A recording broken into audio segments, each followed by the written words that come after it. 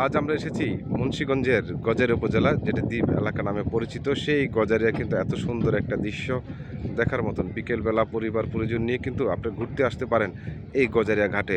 এত সুন্দর একটি পুল, যে পুলে রয়েছে বিকেলবেলা ছবি তোলার মতন দৃশ্য। পাশাপাশি কিন্তু এই গজারিয়াটা কিন্তু মেঘনা নদী বিস্তৃত। এই মেঘনা নদীর পাড়ে যে সুন্দর দৃশ্য, সেই দৃশ্য হয়তো বা আর কোথাও পাবেন না।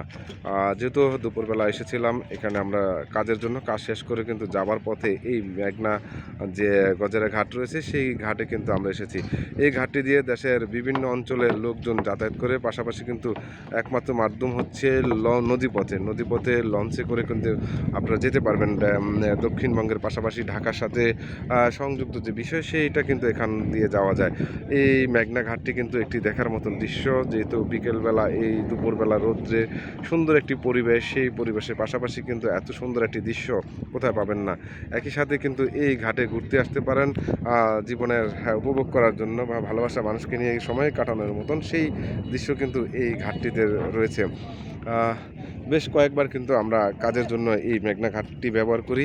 এই ঘাটটি ব্যবহার করার মধ্যে কিন্তু সব কিছু বলা যায় যে একটি সুন্দর পরিবেশ, বা নৌকায় ট্রলারে কিন্তু আপনারা ঘুরতে পারবেন সময় কাটানোর মতন। আসলে একটি বলা যায়, এই যে দেখছেন যে দক্ষিণবঙ্গের মানুষেরা কিন্তু এইভাবে লঞ্চে যায়, যাতায়াত করে বেশি যেতে পারবেন। এখান দিয়ে কিন্তু নারায়ণগঞ্জের পাশাপাশি কিন্তু দেশের বিভিন্ন অঞ্চলে কিন্তু যাওয়া যায়। আর বলা যায় যে একটা সুন্দর পরিবেশ, সুন্দর দৃশ্য, সেই দৃশ্য কিন্তু একটি বলা যায় না। একলা ঘুরতেছে, ভিডিও বানাইতেছে। বেশি বেশি ফলো দেবেন, কমেন্ট করবেন, লাইক দেবেন, তাহলে আমি কিন্তু ভিউ বাড়বে, টাকা ইনকাম করে। বেটা ব্যাগলে এই যে দেখছেন, এটা কইতাছি, সমস্যা নাই। সুন্দর পরিবেশ, এত সুন্দর পরিবেশ কোথায় পাবেন সেটা দেখার ভিতরে। এই যে ওরা নিয়ে আইছি, ও খালি ঘুরতেছে, মনে কোনো হাসি নাই, কিছু নাই, বউ গেছে গা, এটা ভালো জিনিস, বিয়েও করে না।